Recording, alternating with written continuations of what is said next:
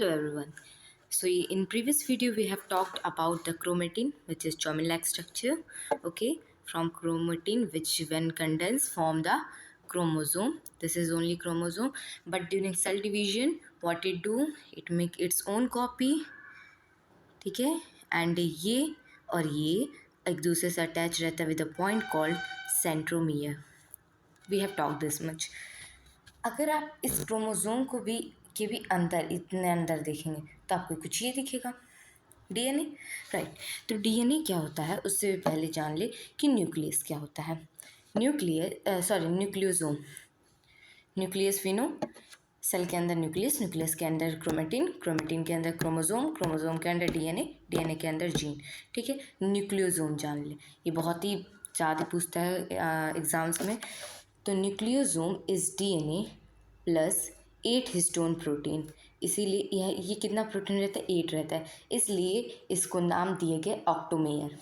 ऑक्टोमेयर. So let's see. Now this is the DNA. DNA को समझने के लिए बहुत ही ईजी वे है कि आपके घर में सीढ़ी होगा. राइट. सीढ़ी होगा, जैसे बांस वाली सीढ़ी होती है. राइट. वो वाली सीढ़ी होगी, आप उसको ट्विस्ट कर दो, मोड़ दो, बोलते नहीं ऐठ दो. ठीक है, जब आप दोनों साइड से पकड़ के उसको ऐठोगे तो आपको कुछ ऐसा स्ट्रक्चर मिलेगा, ऐसे. ठीक है, आपको जो ये स्ट्रक्चर मिलता है यही सेम स्ट्रक्चर होता है डीएनए का. किसका? डीएनए. सी, ये जो इसका डंडा है, राइट, जो किनारे किनारे इसके डंडे हैं, this one and this one, this is called the backbone of DNA. Okay, this part and this part is called backbone of DNA. ठीक है, ये बनते हैं नाइट्रोजनस बेस से. क्या? Nitrogenous base? नहीं नहीं, नाइट्रोजनस बेस नहीं. ये आपको जो रैंक दिख नहीं रहा है, ये डंडे के, दो डंडे के बीच में दो रैंक है, एक एक रैंक है.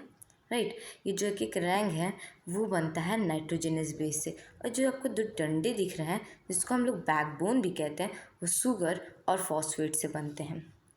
तो इसका छोटा सा डायग्राम देख लेते हैं ताकि और अच्छे समझ में आए. सो यू कैन सी, ये डीएनए है. राइट. ये जो इसका एक बैकबोन जो कहते हैं ना, वो ये दोनों है. इसके 5 आपको दिख रहे होंगे. 5 स्टैंड 1 1 2 3 4 5. ये शुगर है जिसको बोलते हैं पेंटा शुगर. पेंटा मतलब होता है 5. ठीक है, और sugar mean sugar.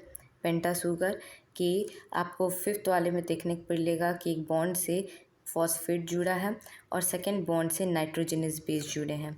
Nitrogenous base, ये जो नाइट्रोजनस बेस होते हैं वो 4 टाइप के होते हैं. ठीक है, एडिनाइन, थाइमाइन, ग्यूएनाइन और साइटोसाइन. हमेशा ऑलवेज एडिनाइन जो है, which mean we can say A always bond with T. Okay, A always bond with T and G always bond with C. C G या फिर जी सी या फिर ए डी, ए टी या फिर T A. ये दोनों मतलब एक दूसरे से जुड़े रहते हैं 2 हाइड्रोजन बॉन्ड से. और ये दोनों means G and C is combined with each other by 3 bond of hydrogen, which mean at last you can see that the nitrogenous base is combined together by the hydrogen bond. Okay, so you can see here कि ये है आपका backbone. ठीक है, ये यहाँ पे आपका बैकबोन है. और ये जो रैंक ऑफ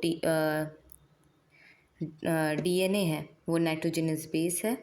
ए हमेशा bond with T by double hydrogen bond and C always bond with G by triple hydrogen bond. Okay, तो आप you can I hope you have understood what is DNA. उसका structure का क्या नाम है? We can see, ये लो. उसके बाद इसका स्ट्रक्चर कैसा है, स्पेलिंग देख लो. Double helix structure. ठीक है, बहुत लोग हेलिक्स को हेलिकल भी लिखते हैं. तो क्या दोनों सही है? जी हाँ, दोनों सही है, क्योंकि एक पार्ट में आपको बुक में हेलिक्स मिलेगा और दूसरे में हेलिकल, तो both are correct. No need to worry about that. तो डबल हेलिकल स्ट्रक्चर हमारा होता है किसका? अरे डीएनए का। डीएनए का फुल फॉर्म तो पता ही होगा, D oxy ribo nucleic acid, deoxy ribo nucleic acid. तो we can conclude this explanation by saying that DNA is just a chemical name. Okay, it's just a chemical name. Its full form is deoxyribonucleic acid. Okay, and double helical structure, and this DNA will decide how body is make. means जब parents से of spring में heredity जाता है तो ये DNA decide करता है कि कौन कौन सा हेरिडिटरी जाएगा। एक और बात, ये क्रोमेटिन फाइबर को बनाता है। ठीक है। Hope so this video is very useful for you. In next video we will talk about gene.